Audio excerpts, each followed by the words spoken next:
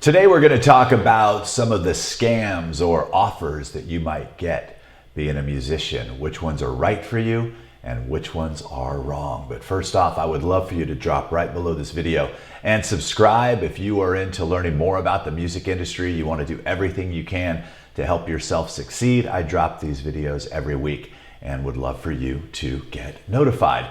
My name's Rick Barker, former manager of this person here, host of the Music Industry Blueprint podcast, wrote a great book called The $150,000 Music Degree. And currently I personally manage artists all over the world. And I'm always getting asked, Rick, is this a scam or is this real? Now, a lot of times opportunities that may seem too good to be true might not be the right opportunity for you. So those are something completely different that we're going to look at. But what I want to talk about are the flat out scams. The biggest scams that are happening right now in the music industry are people are trying to target people like yourself that have these dreams, these goals, these aspirations, and they're offering you things that might have worked about 10 years ago. They're asking you for substantial amounts of money in order to get to that next level. One of them I want to talk about first is the scam of working with an A&R person. A&R stands for Artist and Repertoire. It's the division at the record company that develops the artist, helps you build your brand, helps you get your music right, and works with the promotions department. There's companies out there right now that are approaching independent artists offering those services. Don't get me wrong, you are responsible for getting yourself prepared today because all the tools are available to you. But if someone comes to you, and there's a company, I'm not going to mention them, but I'm going to describe a lot of what their email looks like. They're telling you that they're a reputable company inside of Nashville, and for $10,000 to $15,000 a month, they will help get you ready to go to that next level. And then they're going to offer their services for $10,000 to $15,000 a month. Now, as soon as someone tells you that they're a reputable company, tells you that they provide a service for someone, I want you to do this. I want you to go to their website. Take a look at the clients that they're currently working with. If their clients don't have anything going on, if their website looks like it's from the 1990s, this is probably not the right company for you. So no matter what they say or whatever fancy words they use inside that email, they are not the right company for you.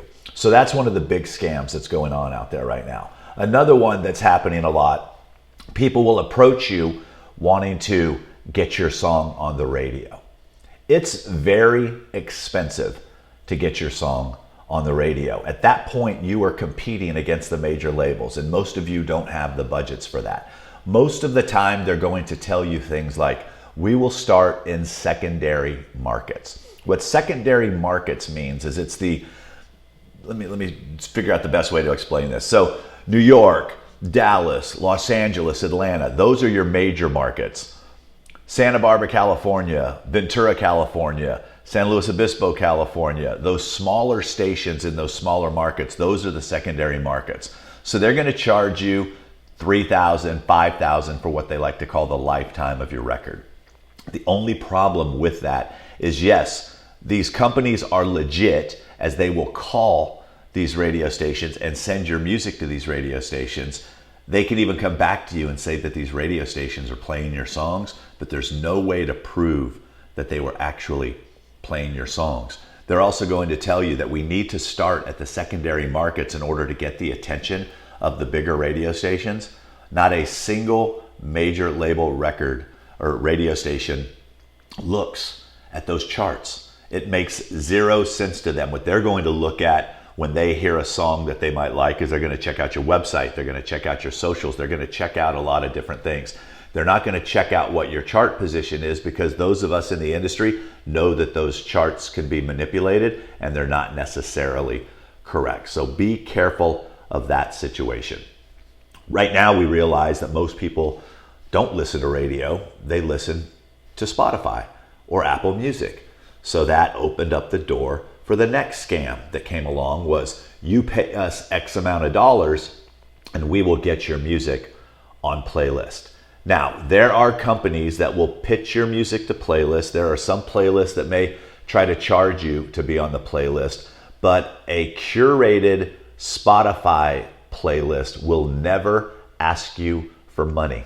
They do not take money to put people on those playlists. So if someone tells you, I can get you on curated Spotify playlists for X amount of dollars, that's a complete scam, and it's not going to happen. What's going to happen is you're going to give them your money and they're going to come back to you with some excuse on why it couldn't happen. Well, the reason that it couldn't happen is because you can't pay to be on those playlists that are curated by the major corporations that provide the playlist. There are some private individual playlists, and sometimes it makes sense to invest a couple bucks to be on those playlists. But one of the things you want to look out for and you want to make sure of is that they are not just being followed by other artists who are also paying to be on there. Part of their deal sometimes is that you must go like their playlists and follow their playlists. So if it's being followed by a bunch of artists, they're the people that are not actually going to utilize you as an artist. They're not going to be your fans. They're just other artists.